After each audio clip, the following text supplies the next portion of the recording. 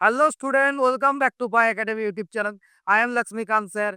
आज क्या है, आज 11 का टॉपिक होगा। आज 11 का एसएचएम का टॉपिक लेके हम आ गया। ठीक है, तो देखो पहले जो क्लास था, पहले क्लास में 12 का जो क्लास दिए थे हम इलेक्ट्रोस्टैटिक्स का, ठीक है, इलेक्ट्रिक एंड चार्ज का क्लास दिए थे लेवल 1 का। इसके बाद क्या बोला कि 11 का एक क्लास दिया जाएगा, क्योंकि देखो सामने जेईई मेन है और उसके बाद नीट है, तो इसलिए हम लोग एमसीक्यू पे ज्यादा ध्यान दे रहा। ठीक है, तो आज क्या होगा, आज 11 का जो एसएचएम है, एसएचएम का क्लास लेके आज आ गया। ठीक है, चलो चलते हैं। तो एसएचएम का जो 15 क्वेश्चन लेके आए ना, वो 15 क्वेश्चन नहीं है, वो 15 कॉन्सेप्ट है। वो कॉन्सेप्ट को आप कर लिया तो पूरा एसएचएम आपका कंप्लीट हो गया। ठीक है, चलो चलते हैं। हमारा जो फर्स्ट जो क्वेश्चन है एसएचएम का, उसके बाद देखते हैं क्या बोले। देखो फर्स्ट जो क्वेश्चन है, इसने क्या बोला, देखो एक फिगर दिया गया है। इस फिगर का देखिए, हमको एसएचएम का इक्वेशन इसके निकालना होगा आपको। तो कौन सा इक्वेशन सही होगा और कौन सा इक्वेशन गलत है, इससे आपको देखना होगा। देखो, तो एक कॉन्सेप्ट है, ये आप डेरिवेशन में जो आप लोग जो कॉन्सेप्ट क्लियर हो जाएगा, मतलब जो थ्योरी कर लेगा, उसका वो क्वेश्चन बहुत ही इजी क्वेश्चन है। ठीक है, चलो हम देखते हैं क्या करते हैं। तो पहले क्या बोला, देखो जो पार्टिकल का पोजीशन पहले क्या है, देखो तो क्या कह रहा है, देखो ये ओमेगा से रोटेट कर रहा है एक पार्टिकल, ऐसे करके रोटेशन हो रहा है। ठीक है, बोलो कि इसका एसएचएम का इक्वेशन कौन सा होगा, निकालना होगा आपको। ठीक है, तो देखो पहले देखो, पहले हम एक पॉइंट ले लिया, वो है क्यू वाला पॉइंट, ये है ओ मान लेते हैं। तो इससे इसको जोड़ देते हैं। जोड़ने के बाद देखो जो एंगल मिला, वो हो गया आपका थीटा। तो आपका कितना एंगल मिल गया, ये एंगल हो गया आपका थीटा। तो इसको डॉटेड बना लो। डॉटेड करने के बाद देखो, ये वाला होगा आपका एक्स, ये वाला होता है क्या, वाई। तो ये वाला थीटा होगा, तो ये वाला भी क्या हो जाएगा, थीटा हो जाएगा। तो देखो सिंपल से इसमें साइन थीटा लेने से साइन थीटा का वैल्यू क्या आ जाएगा, सिंपल सी बात है, साइन थीटा हो गया आपका, इधर मान लिया ए है, तो sine theta equal to O A by simple O Q. ठीक है ना। तो ओ ए को हम क्या ले लिया, एक्स ले लिया। तो आपका X sine theta equal to आपका क्या बन गया, साइन थीटा इक्वल टू बन गया एक्स वाई, क्या बन गया, देखो साइन थीटा इक्वल टू बन गया क्या, X Y O B, oh sorry O Q. ठीक है, तो आपका आ गया X equal to O Q sine theta. ठीक है ना। तो ओ क्यू को क्या बोलते हैं, बी बोलते हैं। तो एक्स इक्वल टू बन गया बी, क्योंकि देखो इधर एम्पलीट्यूड पहले से दिया हुआ है कि बी है हमारा एम्पलीट्यूड, इधर लिखा है बी। तो देखो साइन थीटा का जो वैल्यू होता है, वो एंगुलर डिस्प्लेसमेंट का कॉन्सेप्ट से होता है। ठीक है, तो एंगुलर डिस्प्लेसमेंट इधर क्या आ जाएगा, क्योंकि देखो इधर एंगुलर जो वेलोसिटी होता है, वो होता है 2 पाई बाय, क्या आपका हो जाएगा 2 पाई बाय टाइम फ्लोर हो जाएगा। तो ओमेगा होगी इक्वल टू क्या होगी आपका 2 पाई बाय टाइम पीरियड। और थीटा इक्वल टू हमेशा क्या होता है, थीटा इक्वल टू हमेशा ओमेगा टी। ठीक है ना। तो इस पर ओमेगा का वैल्यू निकल के इधर पुट कर देना होगा, बस हमारा हो गया कॉन्सेप्ट। तो देखो ओमेगा इक्वल टू क्या हो गया, 2 पाई बाई टी। टी का वैल्यू क्या दिया है इधर क्वेश्चन में, देखो दे दिया पहले से, टी इक्वल टू 30 सेकेंड, इधर देखो लिखा है। तो इधर लिख दिया हमारा क्या, 30 सेकेंड लिख दिया। तो हमारा आंसर क्या आ गया, देखो X equal to B sine 2 pi by 30 into T. देखो पहले आंसर में क्या दिया, X T equal to B sine 2 pi by T by 30। ठीक है ना। तो option A is the right answer. समझ में आया कि नहीं आया। देखो इसके बाद नेक्स्ट क्वेश्चन में तरफ चलते हैं, बहुत ही इंपॉर्टेंट क्वेश्चन है। नेक्स्ट क्वेश्चन तरफ चलते हैं, चलो देखो नेक्स्ट क्वेश्चन में क्या बोला, बहुत ही इंपॉर्टेंट क्वेश्चन है बेटा। देखो y equal to A sine omega T, क्या बोला क्वेश्चन में, y equal to A sine omega T plus B cos omega T. तो ए क्या एसएचएम करेगा कि नहीं करेगा, पहले चेक कर लेना होगा। इसके बाद बोले जो टाइम एसएचएम करेगा तो इसका एम्पलीट्यूड क्या होगा। ठीक है ना। तो देखते हैं, चलो बहुत ही इंपॉर्टेंट क्वेश्चन है, देखो चलते हैं। तो क्या बोला पहले, y इक्वल टू हमारा ए साइन ओमेगा टी प्लस क्या आ गया इधर बी कॉस ओमेगा टी। ठीक है ना।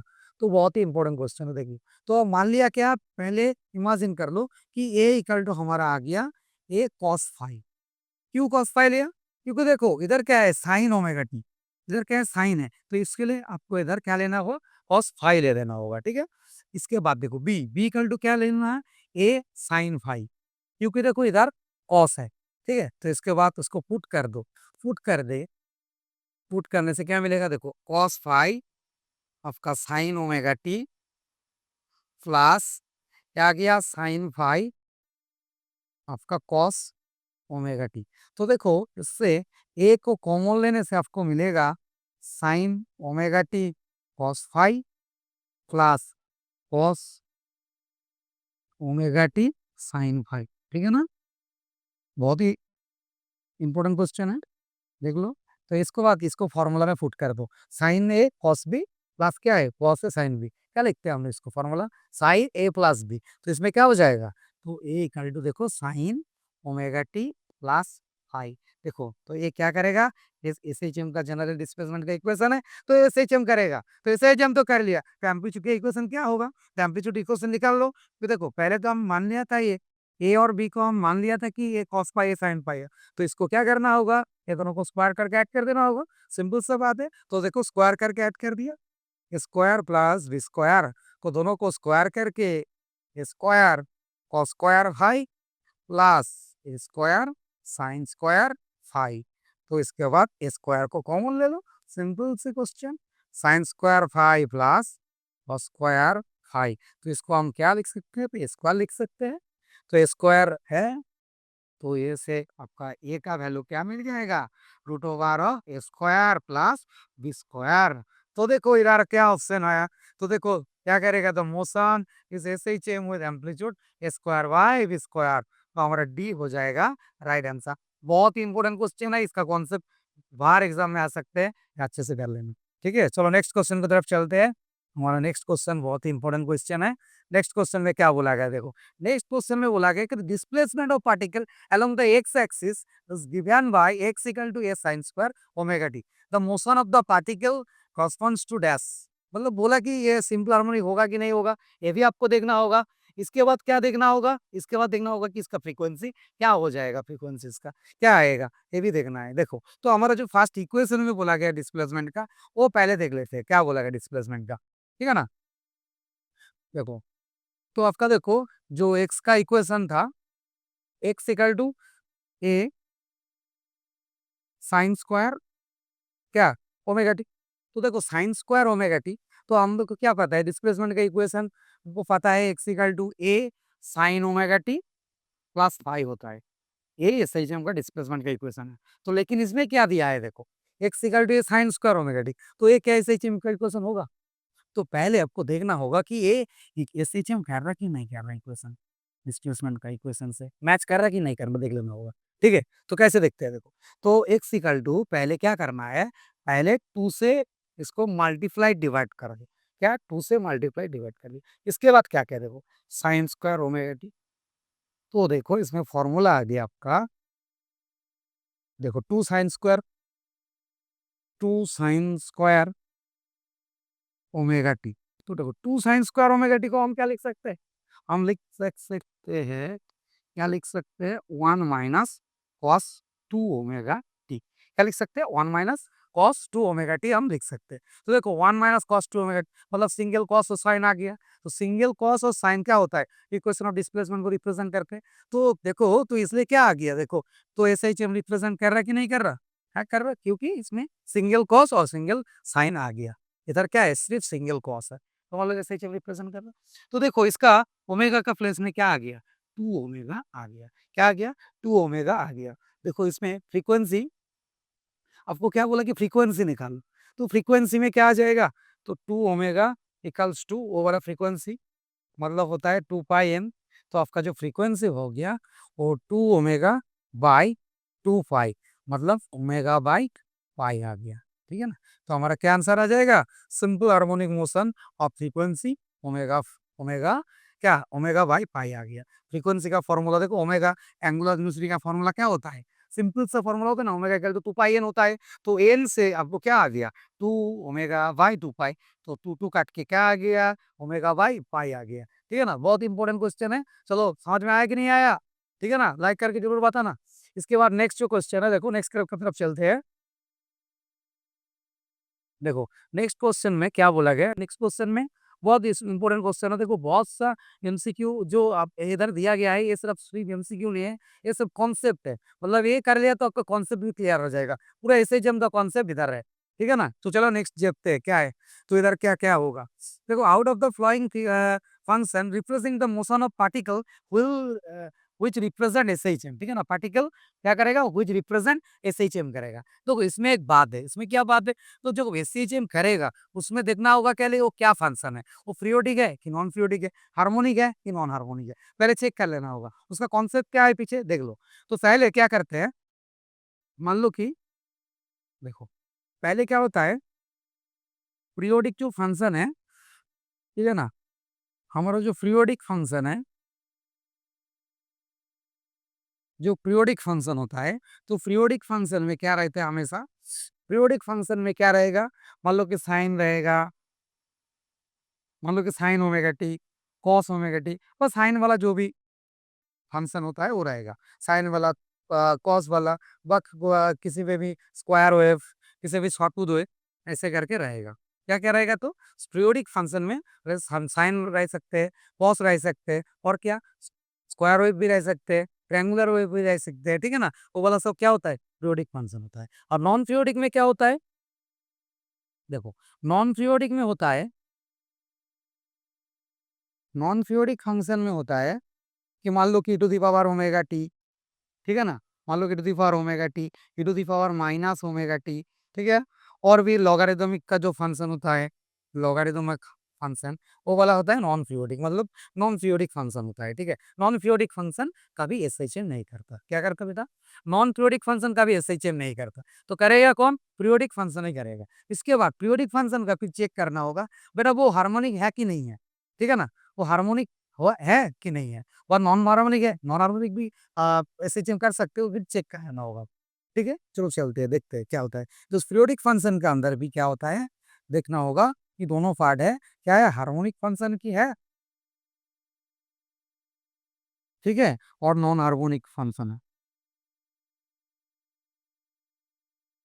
नॉन हार्मोनिक फंक्शन है। तो harmonic function, non harmonic function, देखो हार्मोनिक फंक्शन में क्या होता है, सिंगल साइन और कॉस रहेगा, सिंगल कॉस, सिंगल सिर्फ साइन और कॉस रहेगा हार्मोनिक में, वो जरूर क्या करेगा, एसएचएम करेगा। लेकिन आपको देखना होगा नॉन हार्मोनिक में क्या होता है, नॉन हार्मोनिक में क्या होता है कि ज्यादा साइन रहते हैं, मान लो कि साइन है और एक कॉस है, और क्या है, दोनों भी साइन होता है, दोनों भी कॉस होता है, तीन भी हो सकते हैं, मतलब दो और दो से ज्यादा, ठीक है ना, तो वो हो गया आपका नॉन हार्मोनिक फंक्शन में रहता है। तो उसको नॉन हार्मोनिक को चेक कर लेना होगा कि वो एसएचएम करेगा कि नहीं करेगा, ठीक है।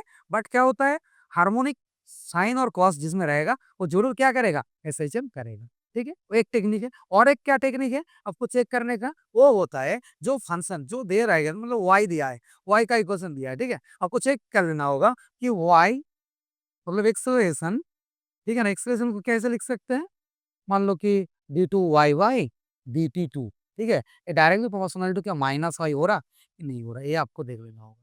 मतलब D two Y by D T two A Y के साथ प्रोपोर्शनली है, तो जरूर क्या करेगा, वो एसएचएम करेगा। देखो डिफरेंशिएशन कैलकुलस जो होता है, मतलब कैलकुलस में जो अच्छा है, अच्छा करते वो बच्चा तो डिफरेंशिएट करके कर लेगा, जो नहीं कर सकते कैलकुलस में थोड़ा वीक है, तो वो क्या करेगा, वो जो इस कॉन्सेप्ट है इससे कर लेगा कि सर पीरियोडिक फंक्शन क्या होता है, नॉन पीरियोडिक फंक्शन क्या होता है, और हमारा हार्मोनिक क्या है, नॉन हार्मोनिक क्या है, वो देख के वो समझ में आ जाएगा। ये भी एक कॉन्सेप्ट है और ये वाला भी एक कॉन्सेप्ट है, जो आपका अच्छा लगे वो कर लेना, ठीक है। तो इधर देखो इस कॉन्सेप्ट से होता है कि नहीं हो रहा, देख लो। तो पहले क्या है, देखो sine omega T cos omega T, वो तो पहले ही पहले न्यूमेरिकल में जो था उसी से भी हो जाएगा, क्योंकि देखो sine omega T cos omega T वो तो इससे चेंज करेगा, ठीक है। और इधर देखो वन, इधर पहले जो question one omega T plus omega square T, ये वाला तो नहीं है कि इसमें साइन और कोसाइन, हार्मोनिक फंक्शन में क्या बोला, साइन और कोसाइन जरूर होना होगा, तो इसमें तो साइन कोसाइन ही नहीं है, तो ये वाला तो ऐसा ही चेंज जरूर नहीं करेगा, ठीक है ना। इसके बाद देखो साइन क्यूब है,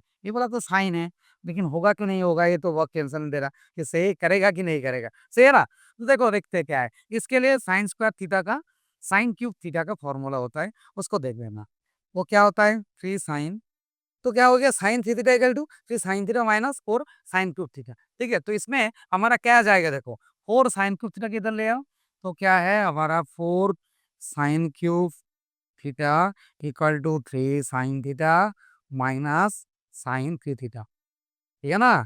तो sine cube theta equal to आ जाएगा one four, one by four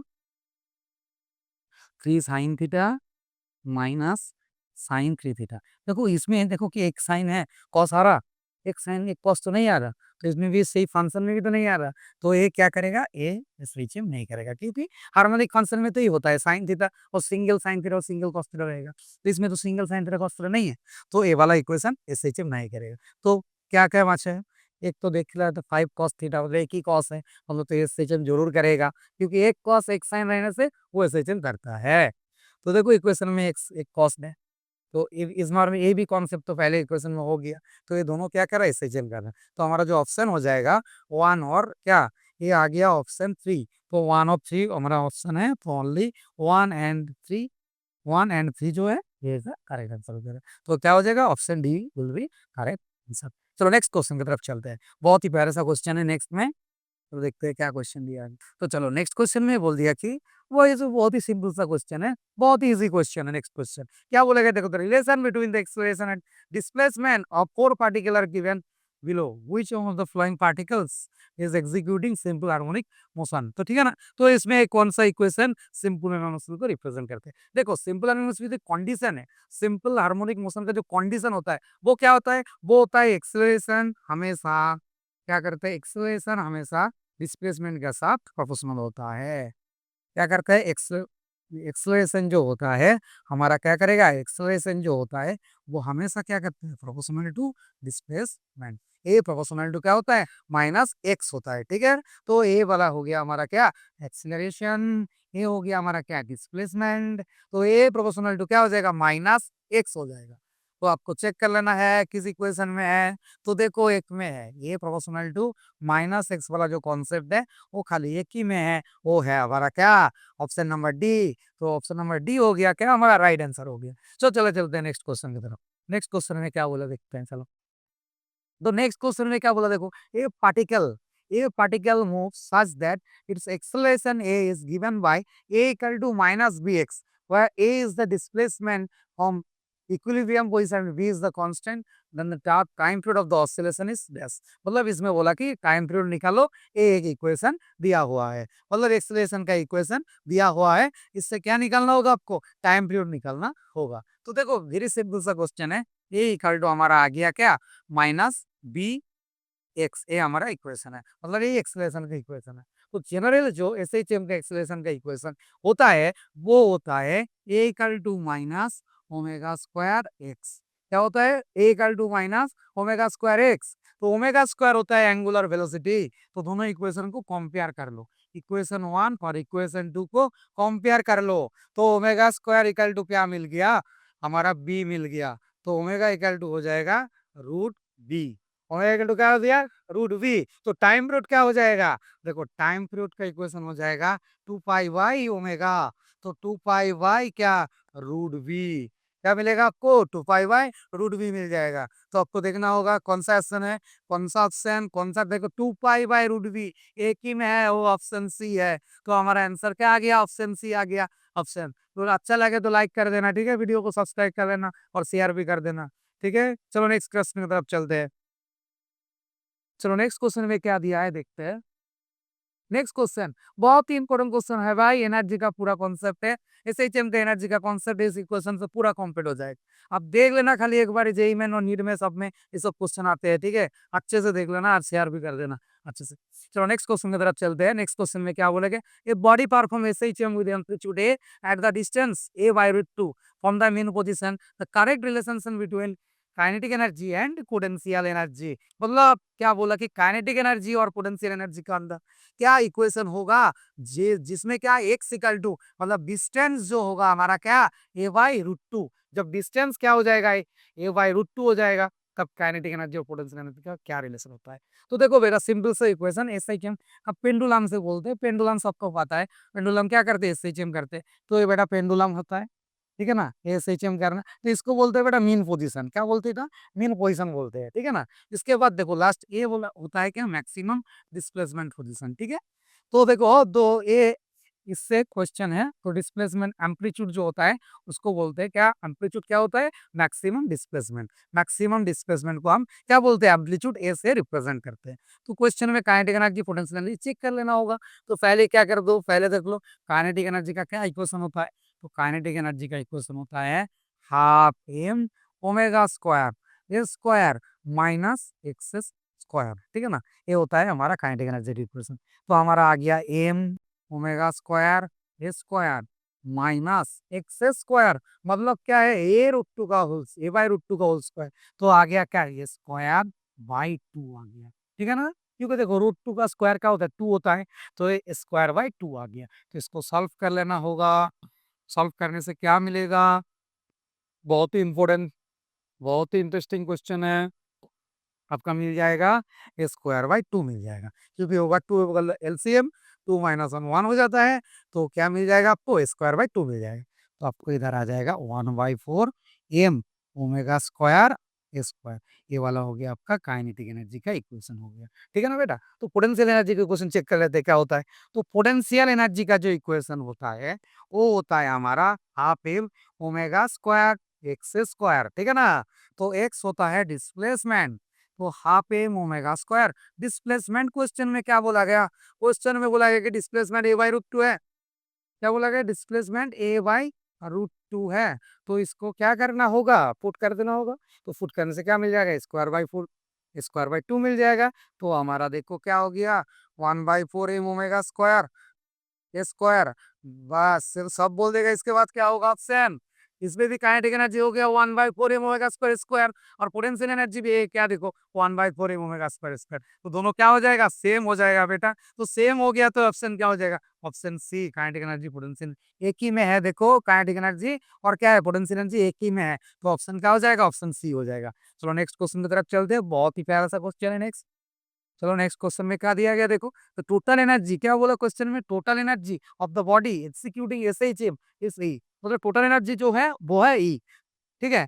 इसके बाद बोला then the kinetic energy when the displacement is half of the amplitude, displacement is half of the amplitude. देखो क्वेश्चन से ही जो पहले वाला जो इक्वेशन इसी से आ गया, सेम सेम इक्वेशन, ठीक है ना, याद रखना। तो एक्स इक्वल टू क्या बोला क्वेश्चन में, डिस्प्लेसमेंट बोल दिया हाफ ऑफ एम्पलीट्यूड। क्या बोला, एक्स इक्वल टू क्या बोला क्वेश्चन में, हाफ ऑफ क्या, एम्पलीट्यूड, हाफ ऑफ क्या, एम्पलीट्यूड बोल दिया। तो इसके बाद आपको चेक कर लेना होगा। तो काइनेटिक एनर्जी का इक्वेशन क्या होता है, तो काइनेटिक एनर्जी का इक्वेशन है half M omega square square minus क्या है, एक्स का स्क्वायर है। तो इसमें क्या आ जाएगा बेटा, half M omega square square minus x square, X का वैल्यू पुट कर दो, ए बाई टू का होल स्क्वायर हो जाएगा, स्क्वायर बाई फोर हो जाएगा।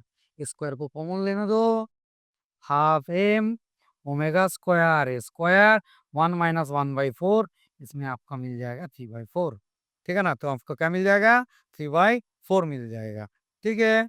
तो हमारा देखो जो इक्वेशन में मिल गया हमारा equation, half M omega square square into क्या, 3/4 आ गया ना।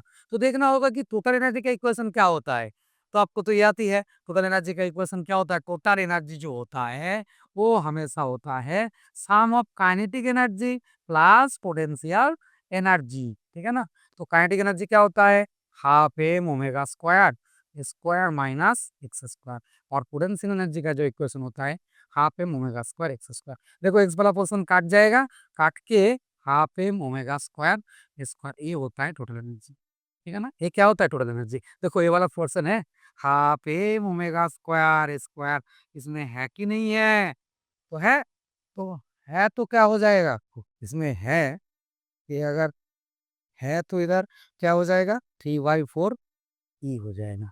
क्योंकि इसको हम क्या लिख सकते हैं, ये वाला जो पार्ट है इसको हम लिख सकते हैं टोटल एनर्जी, क्योंकि टोटल एनर्जी का इक्वेशन भी तो यही है, ई इक्वल टू क्या है, half M omega square square है। तो हमारा आंसर क्या आ जाएगा, 3/4 ई। देखो किसमें ऑप्शन में है, एक ही ऑप्शन है सी, 3/4, ठीक है ना बेटा, समझ में आ गया तो लाइक कर देना, ठीक है ना, आ गया तो लाइक कर दो। इसको नेक्स्ट क्वेश्चन की तरफ चलते हैं, बहुत ही प्यारा सा क्वेश्चन है, बहुत ही इंपॉर्टेंट क्वेश्चन है। देखो particle executing SHM has a maximum speed 30 centimetre per second, the maximum acceleration 60 centimetre per second, the period of oscillation निकालने का मतलब टाइम पीरियड निकालने के लिए बोला। देखो सेकंड का सेकंड में आंसर है, मतलब टाइम पीरियड निकाल के बोला, ठीक है ना। तो इसके बाद आपको देखना होगा कि मैक्सिमम स्पीड का इक्वेशन क्या होता है। देखो मैक्सिमम स्पीड का इक्वेशन होता है बेटा, बहुत ही इंपॉर्टेंट क्वेश्चन है, बहुत ही इंपॉर्टेंट क्वेश्चन है। देखो बेटा, वी मैक्स मतलब मैक्सिमम स्पीड का जो इक्वेशन होता है इसको बोलते हैं ओमेगा ए। ठीक है ना, वी मैक्स को क्या बोलते हैं हम लोग? वी को बोलते हैं ओमेगा। ओमेगा क्या होता है? Angular velocity. क्या होता है? Angular velocity. और एंगुलर फ्रीक्वेंसी होता है। ए को बोलते हैं क्या? एम्पलीट्यूड बोलते हैं। तो ओमेगा ए वाला। और ए मैक्स मतलब मैक्सिमम जो एक्सेलरेशन का इक्वेशन होता है वो होता है ओमेगा स्क्वायर ए बेटा। तो समझ में आया कि नहीं आया? तो V max equal to omega A. इसका वैल्यू क्या दिया गया इधर? 30 सेंटीमीटर पर सेकेंड। तो इधर लिख दो 30 सेंटीमीटर पर सेकेंड। ठीक है। तो ओमेगा स्क्वायर ए क्या है? 60 सेंटीमीटर पर। एक्सेलरेशन है सेकेंड स्क्वायर हो जाएगा। 60 सेंटीमीटर पर सेकेंड स्क्वायर। ठीक है ना। ये दोनों को डिवाइड कर दो। बहुत ही आराम से डिवाइड कर दो इसको। ठीक है। तो डिवाइड करने से क्या मिल जाएगा? दोनों को डिवाइड, इक्वेशन मान लो कि इक्वेशन 1 इक्वेशन 2, दोनों को डिवाइड करने से omega square A by omega A, और इधर 60/30। तो 30 2 जा 60, और ए भी कट गया और ओमेगा स्क्वायर ओमेगा बन गया। ओमेगा बन गया बेटा 2 बन गया ओमेगा। क्या बेटा बन गया? ओमेगा। ओमेगा 2 बन गया। तो ओमेगा 2 बन गया तो टी टाइम देर किस बात की? Two T equal to 2 pi by omega. तो 2 पाई बाई ओमेगा। ओमेगा 2 होता है। 2 काट के क्या आ जाएगा? पाई। क्या आ जाएगा? पाई आ जाएगा। ठीक है ना। तो ऑप्शन ए में दिखा, देखो ऑप्शन ए एक ही में दिख रहा कि पाई क्या सेकंड है टाइम पीरियड। तो क्या दिया? एक ही में दिया गया क्या? पाई सेकंड दिया गया है। तो समझ में आ रहा है कि नहीं आ रहा? तो देख लो। नेक्स्ट क्वेश्चन की तरफ चलते हैं। बहुत ही इंपॉर्टेंट क्वेश्चन है। नेक्स्ट क्वेश्चन क्या दिया है? नेक्स्ट क्वेश्चन दिया गया है, a simple pendulum executing simple harmonic motion with a time period t, if the length of the pendulum is increased by 21%, then the percentage is in the time period of the pendulum increase, length is dash। मतलब length मतलब कैसे change होगा ये निकालने के लिए बोला। मतलब लेंथ इंक्रीज होने से टाइम पीरियड का कितना टाइम पीरियड चेंज हो जाएगा, मतलब टाइम पीरियड का परसेंटेज ऑफ चेंज निकालना है। ठीक है ना। तो क्या बोला? क्या बोला? चेंज क्या बोला? देखो लेंथ का चेंज कितना किया है ये? लेंथ का चेंज हुआ है। Length of the pendulum change हुआ है कितना? 21% चेंज हुआ। तो इसका टाइम पीरियड क्या चेंज होगा ये निकालने के लिए बोला। ठीक है। तो देखो सिंपल हार्मोनिक सबको पता है। एसएचएम में जो सिंपल पेंडुलम का टाइम पीरियड का इक्वेशन होता है वो होता है टी इक्वल टू 2 पाई√ओवर क्या बेटा? एल बाई जी होता है। तो देखो इसमें टी हमेशा प्रोपोर्शनल टू एल, क्योंकि जी इसमें कांस्टेंट है, क्योंकि जी के बारे में कोई कुछ नहीं बोला इधर। तो जी हमेशा क्या हो जाएगा? कांस्टेंट हो जाएगा इधर। तो टी प्रोपोर्शनल टू क्या हमारा होता है? रूडेल होता है। टी क्या होता है? रूडेल होता है। तो देखो पहले जो पोर्शन है इसको लिख सकते हैं T1 proportional to root L1, मतलब पहले वाला जो लेंथ था L1 था। तब टाइम पीरियड क्या था? T1 था। जब देखो T2 हो गया तब लेंथ भी तो चेंज हो गया। लेंथ कितना चेंज हो गया? T2 L2 होगी। ठीक है ना। तो देखो दोनों को डिवाइड कर दू। दोनों को डिवाइड करने से मिलेगा T2/T1 is equal to √L2/L1। एक साथ रख दिया। ठीक है। √L2 बाई क्या? L1 कर दिया। इसके बाद देखो पहले लेंथ को कितना परसेंट इंक्रीज कर दिया? 21% इंक्रीज कर दिया। तो मान लेते हैं पहले लेंथ था 100। क्या था लेंथ? पहले 100 था। तो अभी क्या बन गया? तो अभी 121 बन जाएगा। 21% तो इंक्रीज हुआ है। तो पहले 100 था तो अभी क्या हो जाएगा? 121। 100 के साथ 21 ऐड हो जाएगा। तो क्या मिल गया हमका? 121/100 मिल गया। तो T2 का इधर रूट कर देने से क्या मिलेगा आपको? रूट कर देने से आपको मिल जाएगा ये 11 बेटा ये 10, तो ये आएगा 1.1। तो T2 का जो वैल्यू आ गया वो 1.1 T1 आ गया। T2 क्या आ गया? 1.1 T1 आ गया। इसके बाद करना होगा क्या? Percentage of change. तो percentage of increase, percentage of increase जो हो जाएगा वो का फॉर्मूला है T2 - T1/T1 × 100%। बहुत ही इंपॉर्टेंट क्वेश्चन है। तो बस के बाद T2 का वैल्यू इधर फुट कर दो, हो जाएगा। तो T2 का वैल्यू जब फुट कर दिया वो हमारा मिल गया 1.1 -1 इंटू 100%। तो 1.1 -1 मतलब 0.1, 0.1 इंटू 100% क्या हो जाएगा बेटा? 10% हो जाएगा ना। क्या हो जाएगा? 10% हो जाएगा। 10% एक ही में ऑप्शन है। Option A is the right answer. ठीक है। समझ में आया कि नहीं आया? चलो नेक्स्ट क्वेश्चन पर अब चलते हैं। चलो नेक्स्ट क्वेश्चन में क्या दिया गया? नेक्स्ट क्वेश्चन में दिया गया कि if the length of the pendulum is made 9 times, मतलब क्या दिया गया आपका लेंथ, क्या दिया गया 9 टाइम्स, क्या दिया गया length is made 9 times of the mass. If the length of the pendulum is made 9 times and the mass of the bog is made 4 times, then the value of the time period becomes dash. मतलब इसमें क्या हो जाएगा, ठीक है ना. तो इसके बाद जो क्वेश्चन है, इसमें बहुत ही प्यारा सा कॉन्सेप्ट है, वो आपको देख लेना होगा. देखो टाइम पीरियड का जो इक्वेशन है, तो वो होता है T equal to 2 pi root over l by g. इसमें काफी मास दिख रहा, मास का इक्वेशन है, मास है, अरे मास तो नहीं है, मास नहीं दिख रहा. तो देखो, तो इसका टाइम पीरियड तो क्या हो जाएगा, मास का ऊपर डिपेंड नहीं करता. तो पेंडुलम का जो बॉब होता है, बॉब और मास का ऊपर टाइम पीरियड डिपेंड नहीं करता. मतलब time period is independent of the bob of mass. So mass वाला जो कॉन्सेप्ट है, वो टोटली हमको नहीं देखना है. हमें खाली देखना क्या है, देखना है खाली लेंथ. लेंथ कितना टाइम्स कर दिया है, 9 टाइम्स कर दिया है कि नहीं है, क्या कर दिया है. ठीक है, तो क्या होता है देखते थे. तो देखो टी हमेशा क्या होता है, प्रोपोर्शनल टू रूट एल हो जाएगा, क्योंकि जी का बारे में तो कुछ नहीं बात बोला इधर. तो टी प्रोपोर्शनल टू हमारा क्या है, रूट एल. तो पहले जो इक्वेशन था, T1 प्रोपोर्शनल टू हो जाएगा L1, T2 प्रोपोर्शनल टू हमारा क्या हो गया, L2. तो हमारा जो फॉर्मूला था, T2 बाई क्या, T1 equals to L2 by क्या, L1, जिसमें फुट कर दो. तो फुट कर देने से क्या मिलेगा आपको, T2 by T1 that's equal to 9 times of initial, क्या 9 टाइम्स ऑफ इनिशियल. तो मेरा इनिशियल में क्या था बेटा, L1 था. तो फाइनली क्या हो गया, 9 L1 हो गया. तो L1 कैंसिल आउट. तो इसमें मिल गया क्या 3. तो T2 इक्वल टू आपका हो गया 3T1. क्या हो गया 3T1. तो पहले वाला टाइम पीरियड इधर क्वेश्चन में था ही T, तो इधर क्वेश्चन में क्या आ गया 3T आ गया. पहले वाला जो टाइम पीरियड था, इसका कितना टाइम्स हो जाएगा, इसमें 3 टाइम्स हो जाएगा. ठीक है, इधर देखो, इधर देख के भी कर सकते हो कि 9 टाइम्स है. 9 टाइम्स का रूट करने से क्या 3, 3 तो एक ही में है, ठीक है ना, और 3 में 2 में है इधर. ठीक है, ए वाला ए एंड सी दो ही राइट हो जाएगा. ठीक है, ए और सी दो में 3T है. ठीक है, चलो नेक्स्ट क्वेश्चन की तरफ चलते हैं. चलो नेक्स्ट क्वेश्चन में क्या बोला गया, नेक्स्ट क्वेश्चन में ग्राफ दे दिया गया. बोला कि in the case of single pendulum the time versus length, मतलब टी के साथ एल का क्या रिलेशन, इसमें क्या हो जाएगा. देखो टी के साथ क्या रिलेशन है, टी प्रोपोर्शनल टू, अभी तो देखा टी इक्वल टू हमेशा क्या हो जाता है, टी इक्वल टू हो जाता है एल बाई जी. तो हमारा देखो टी स्क्वायर प्रोपोर्शनल टू क्या हो गया, टी स्क्वायर प्रोपोर्शनल टू हमारा हो गया एल. क्या हो जाएगा, टी स्क्वायर प्रोपोर्शनल टू हम हो गया क्या, एल हो गया. तो देखो T square proportional to L का एक ही ऑप्शन होता है, ए वाला ऑप्शन होता है. तो इसलिए ये वाला हमेशा याद रखना, ये बहुत सारा क्वेश्चन में आ जाता है.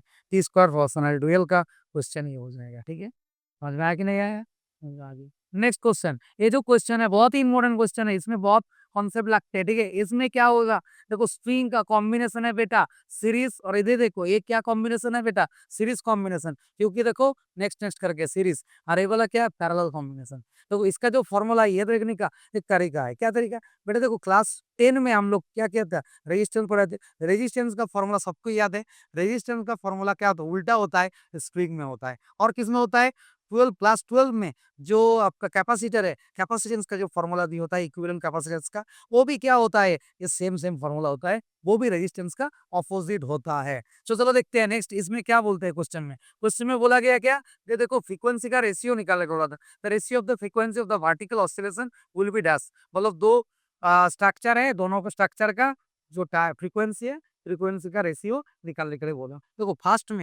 फर्स्ट का टाइम पीरियड का जो इक्वेशन है, वो होता है 2 pi root over M by K equivalent. हमेशा याद रखना बेटा, टी इक्वल टू 2 पाई क्या होता है, एम बाई के इक्विवेलेंट. ये होता है खाली स्प्रिंग सिस्टम का, स्ट्रिंग मास सिस्टम के टाइम पीरियड का इक्वेशन होता है.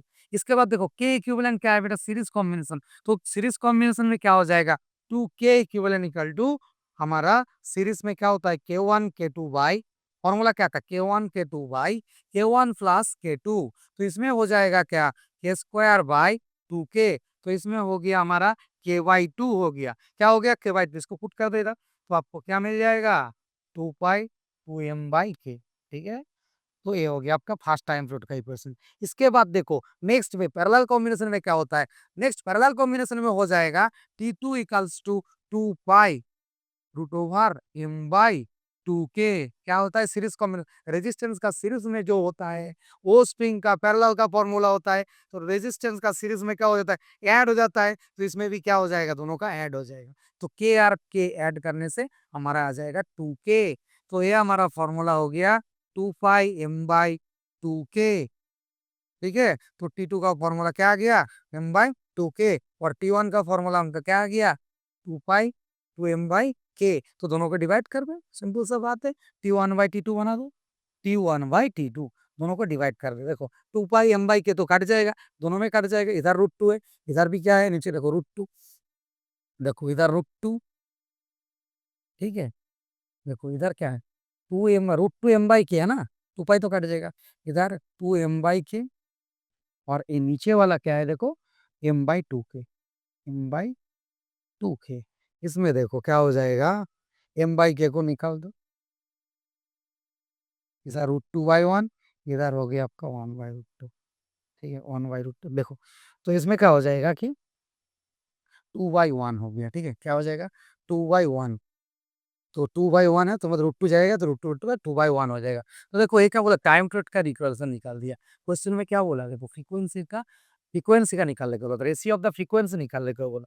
ठीक है ना, तो फ्रीक्वेंसी क्या होता है, टाइम पीरियड उल्टा हो जाता है, तो इसलिए फ्रीक्वेंसी का जो रेशियो हो जाएगा वो हो जाएगा उल्टा, मतलब 1/2 हो जाएगा। वो 1/2 एक ही ऑप्शन में है, वो सी में है।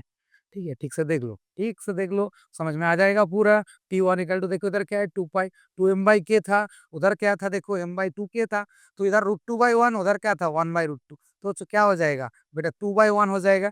2/1 को उल्टा कर दो, फ्रीक्वेंसी रेशियो पूछा हम लोग, तो टाइम पीरियड का निकाला, टाइम पीरियड का रेशियो का उल्टा होता है क्या, फ्रीक्वेंसी, तो इसलिए 1/2 इज द राइट आंसर। चलो नेक्स्ट क्वेश्चन की तरफ चलते हैं। चलो नेक्स्ट क्वेश्चन में क्या बोला, नेक्स्ट क्या बोला, simple pendulum perform simple harmonic motion about x equal to 0 with an amplitude a, the time period t, the speed of the pendulum at x equal to a/2 will be dash। तो देखो क्या हो जाएगा, तो velocity का जो हमारा equation है, तो वो हो जाएगा स्पीड का ए स्क्वायर माइनस क्या हो जाएगा, एक्स स्क्वायर। ठीक है, तो इसको पुट कर दो, ए स्क्वायर माइनस एक्स का वैल्यू क्या दिया, देखो a/2 दे दिया, इसको पुट कर देने से हमारा मिल जाएगा क्या, 3 स्क्वायर/4 हो जाएगा। ठीक है, तो देखो ओमेगा √3, और इधर आ जाएगा ए, बाई इधर आ जाएगा क्या, 2 आ जाएगा। तो मतलब हमारा आ गया √3 ए ओमेगा बाई क्या, 4। ठीक है ना भाई, 4 का रूट क्या होता है, 2 होता है, 2। ठीक है, तो ये आ गया √3 ए ओमेगा बाई 2 आ गया। ठीक है, तो देखो इसमें और एक बात है कि क्वेश्चन में सब में ओमेगा नहीं, तो क्वेश्चन में क्या टी का फॉर्म में है, तो टी इक्वल टू क्या होता है बेटा, टी इक्वल टू होता है 2 पाई/ओमेगा, तो ओमेगा क्या हो जाएगा, 2 पाई/टी हो जाएगा ना। तो इसको ओमेगा का वैल्यू इधर पुट कर दो, तो इधर ऑलरेडी तो है √3 ए ओमेगा का वैल्यू, फिर आ गया क्या, 2 पाई/2 ऑलरेडी है, और टी आ गया, 2 कट गया, तो हमारा आंसर क्या, √3 a π/t, √3 a π/t तो किसमें है, √3 a π/t तो फैसले ऑप्शन ए में ही है, तो option A is the right answer, option A is the right answer. चलो नेक्स्ट क्वेश्चन की तरफ चलते हैं। नेक्स्ट क्वेश्चन में क्या बोला, नेक्स्ट क्वेश्चन में बोला गया क्या, two simple harmonic motion of angular frequency दिया गया 100 और क्या दिया है 1000 have the same displacement, the ratio of the maximum acceleration, ratio of the maximum acceleration. तो देखो एक्सेलरेशन का इक्वेशन होता है क्या, -ω²a, क्या होता है बेटा, -ω²a, तो मैक्स सॉरी ω²x, ये होता है आपका एक्सेलरेशन का इक्वेशन, इक्वल टू -ω²a। और मैक्सिमम एक्सेलरेशन का इक्वेशन क्या होता है, ये मैक्सिमम जो होता है वो होता है बेटा -ω²a। ठीक है, तो मैग्नीट्यूड फॉर्मेशन में हम किसको लिख सकते हैं, ओनली ω²a। ठीक है, तो देखो, तो इस बार क्वेश्चन में क्या बोला गया, क्वेश्चन में देखो बोला गया कि फ्रीक्वेंसी दोनों डिफरेंस है, एक है क्या 100, एक है हमारा 100, एक है 1000, लेकिन क्या एम्पलीट्यूड उसका सेम है, तो एम्पलीट्यूड सेम है, तो एक्सेलरेशन का रेशियो क्या हो जाएगा, a1/a2 इक्वल टू ω1/ω2 का होल स्क्वायर, क्या आ जाएगा, होल स्क्वायर। तो देखो ω1 है हमारा 100, पुट कर दो, ω2 है हमारा 1000, तो उसका स्क्वायर बना लो, उसको कट जाएगा, तो कट के आ जाएगा 1/10 का होल स्क्वायर, हो जाएगा 1/100, 1/क्या 100, 1/100 मतलब 10 स्क्वायर, तो option D is the right answer. ठीक है ना, ये हो गया हमारा राइट आंसर। तो यही था हमारा जो आज का क्लास। तो देखो ये 15 जो लेवल 1 का क्वेश्चन है, ये अच्छे से सब लोग देख लो, ठीक है। इसके बाद लेवल 2 का क्वेश्चन आएगा और जेईई मेन का भी सेट हम लोग ऐड कर देंगे इसके साथ। तो अच्छे लगे तो लाइक कर देना, सब्सक्राइब कर देना, ठीक है। नेक्स्ट जो टॉपिक्स और धमाकेदार टॉपिक्स आएगा, ठीक है। नेक्स्ट धीरे धीरे चलते जाएगा। चलो टाटा।